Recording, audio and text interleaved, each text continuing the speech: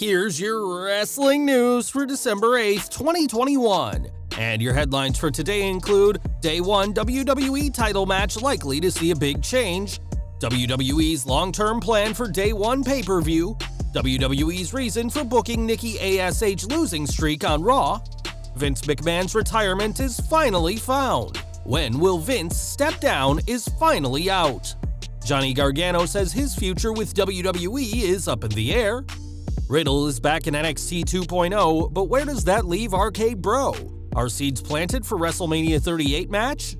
Why WWE have recalled released superstars? MJF addresses comparisons to The Miz. Bron Breakker says he will defeat Roman Reigns one day.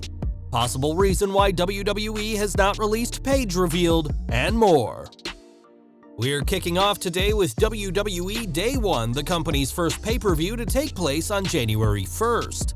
One of the main events will see WWE Champion Big E defend against Seth Rollins and Kevin Owens, but that match is expected to change. On Raw, Bobby Lashley re-entered the title picture, and at recent untelevised live events, the Day 1 title match has been promoted as a Fatal 4-Way featuring the Almighty. On Wrestling Observer Live, Dave Meltzer explained that the plan is to make the match a Fatal 4-Way, and that this match has already been experimented with at live events. Lashley made a run-in during a commercial break after the WWE Champion beat Rollins in a cage match, and with Lashley seemingly a lock and Owens' contract expiring at the end of January, there's a lot of interest going into this title match that'll kick off the new year. Day 1 will be a huge way for WWE to kick off the new year, as the show has led to the company ditching their typical December pay-per-view as the belief that any event this month would be too close to Day 1. During Wrestling Observer Radio, Dave Meltzer explained some details about WWE's newest show, saying that the idea for a New Year's Day event came from Nick Khan. Not only that, Meltzer added that Day 1 won't be a one-off, but is planned to be the latest annual tradition for the company. So far, only a handful of matches have been announced for Day 1, but fans can expect plenty more matches and many more editions of Day 1 for years to come. On this week's Raw, Nikki A.S.H lost to Queen Zelina in a short match in what was the latest of a long line of losses for the former Raw Women's Champion. A.S.H has lost 4 of the last 5 matches she's been in, with her sole victory coming in an 8-woman tag match, and was the one who took the pin when she and Rhea Ripley lost the women's tag team titles to Zelina and Carmella. Losing streaks are nothing new in wrestling, and on his show, Dave Meltzer said that all these losses and failures are part of a storyline being set up by WWE. The plan is for Nikki to go through, quote, a depression from always losing, and said that Rhea Ripley giving up on her will be part of this program.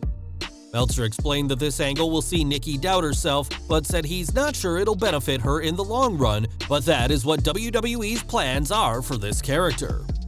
WWE famously has a poor history of portraying mental health on screen, with the Eugene character and fat-shaming of Mickie James in 2010 still remembered by fans for the wrong reasons. Putting someone on a losing streak may seem backwards if WWE want fans to get behind Nikki, but the underdog gimmick has worked off in the past, albeit rarely in a satisfying way. WWE obviously thought it was time for WWE's superhero to go in another direction, and it could be the company's way of killing off the superhero gimmick Nikki debuted just a few months ago. It wouldn't be the only gimmick killed off recently, as they've done the same with Elias and his guitar, and it's clear WWE are trying to freshen up their main roster. We can only hope the payoff is worth what could be some difficult segments for fans to watch, but we've seen plenty of angles dropped without a payoff, and whatever the future holds, expect Nikki to be eating more losses as part of this angle. Now, Nick Khan has only been with WWE for just over a year, but he's risen dramatically up the company since signing.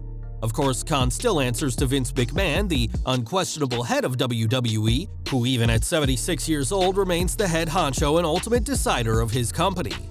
There will eventually be a day when Vince isn't in charge, and on his show, Dave Meltzer spoke about WWE's strategy when that fateful day comes.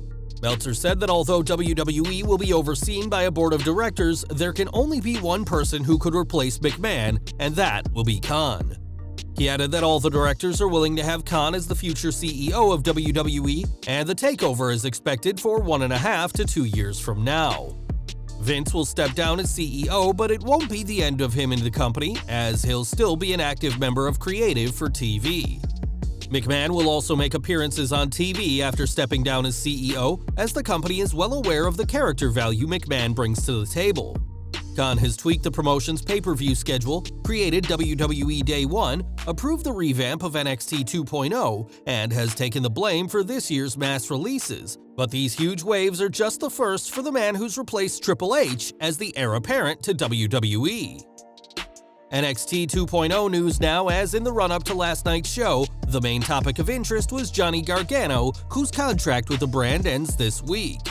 Gargano's deal was meant to end on December 3rd before a one-week extension allowed him to compete at War Games, and after the match, he promised to tell all to the fans during this week's NXT 2.0. Seen backstage with his wife Candice LeRae, Gargano came out to the ring and said how the Heartbreak Kid Shawn Michaels had allowed him to speak for as long as he wants.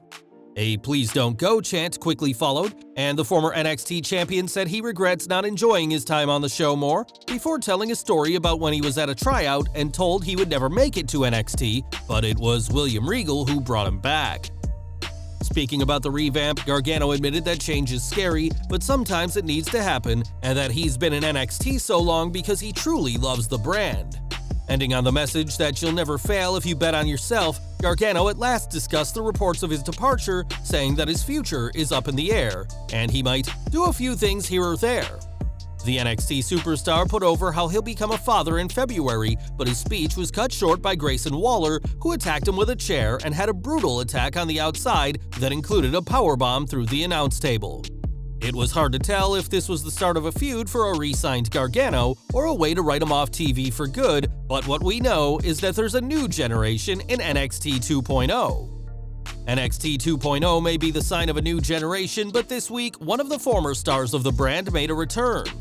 After weeks of intrigue, MSK revealed who their shaman was, and it's none other than Riddle, who seems set to juggle his duties on Raw with his new role on NXT. The original Bro does have quite a few similarities with Nash Carter and Wes Lee, and the trio could have a lot of fun together on TV. That said, it remains to be seen how this will affect Riddle's Raw Tag Team title reign with Randy Orton, and with WrestleMania 38 inching ever closer, perhaps this match could be the beginning of the end for RK Bro, marking a slow-burning split that'll culminate in a Mania match.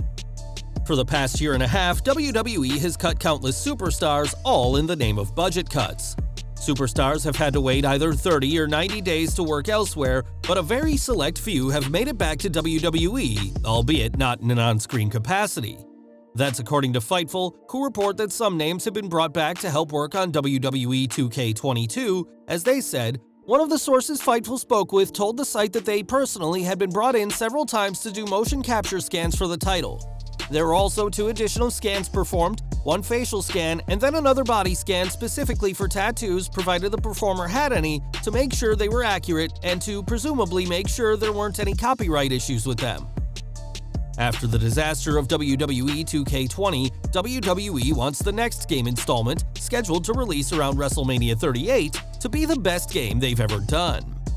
It'll be hard to be as bad as 2K20, which many gamers deemed unplayable, but the fact that WWE are bringing back released talent just to improve on next year's game shows just how badly they want 2K22 to be a success.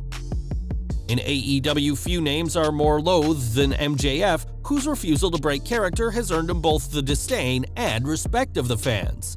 Sitting down to appear on Throwing Down with Renee and Misha on SiriusXM, Friedman spoke about his beef with CM Punk, saying that it's a matter of respect between the two.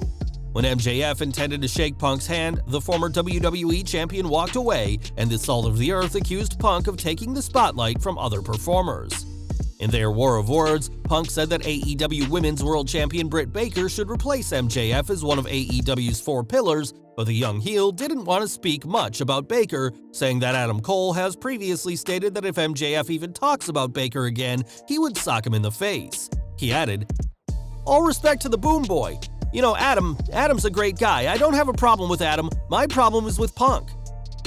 In their promo battle, Punk called MJF a cheap knockoff of The Miz, which MJF took in stride, calling the first and only 2-time WWE Grand Slam champion a tremendous performer. Miz may be a tremendous performer, but MJF clarified that he is a professional wrestler. And when Paquette said she too is a fan of The Miz, he replied, "How could you not be? The guy is gold on the stick. In the ring, very solid too. If I'm being completely fair here, I'm not talking shit, but it's just factual. There are no holes in my game. And that is not a jab at Miz. Miz is great, but he's not me."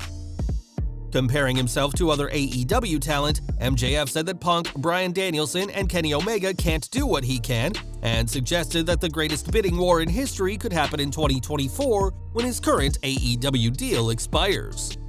There's a lot MJF could achieve for AEW in the next 3 years, and we expect big things from the Salt of the Earth, and we'll just have to wait and see whether Tony Khan is willing to pay to re-sign the young heel, and what offer WWE will presumably make. Now, Roman Reigns has held on to the Universal title for over 15 months now and has shown no sign of letting go of the gold. When Reigns won the title in August 2020, Bron Breakker wasn't even on WWE television, but has quickly established himself as a top name since NXT's relaunch last September. Many are already calling Breakker a future NXT champion, but in an interview with Vibe and Wrestler, Breakker set his sights on the Universal champion when asked who he wants to face on the main roster. "I will fight Roman Reigns one day for sure. I will beat him one day too. As far as Raw goes, obviously Seth Rollins, there are just tons of guys between both brands. Bobby Lashley's another one. Big E obviously is WWE champion right now. Drew McIntyre too." A feud between Reigns and Breakker would be a huge deal when Braun has established himself more, and although he's currently occupied with Tommaso Ciampa, it's telling that the second-generation wrestler is already eyeing up future opponents. And we're ending today with WWE's releases, and for all the names cut since April 2020, one name that remains in the company is Paige. After a lengthy hiatus kept her out of the ring, Paige returned to the Squared Circle in 2017, but a neck injury forced her into retirement in April 2018, and she hasn't wrestled since. Paige hasn't been on WWE programming since early 2020, and in March this year, Ringside News reported that there were no plans to bring her back to TV at that time. On his show, Meltzer discussed the former Divas champion and questioned why, in an era of roster cuts that have seen top names like Bray Wyatt released, she's still around. Maybe they feel that there's value in her as far as appearances and things like that her name is strong enough and stuff that it's worth it to keep her employed and worth it for the company. Also, because of the injury and the career-ending nature of it, there may be some feelings regarding that as well. With a successful WWE career, appearances on Total Divas, growing Twitch channel, and a movie about her, Paige is one of WWE's most recognizable female stars. And despite little to no plans for her, WWE realizes the brand value she has and could bring to other companies should she be released. Well guys, that's our news for today. Please share your comments below. Also hit the like button, subscribe to our channel, and hit the bell icon to receive all notifications. And as always, thanks for watching.